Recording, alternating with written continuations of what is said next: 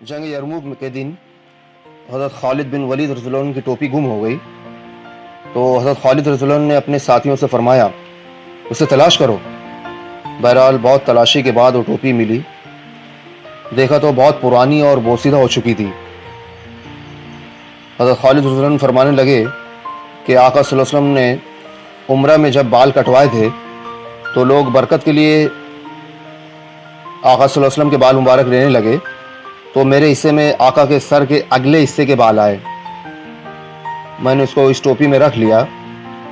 उसकी बरकत ये हुई कि मैं जिस जंग में भी इस टोपी को पहनकर गया, मेरी मदद की गई। सुभान अल्लाह।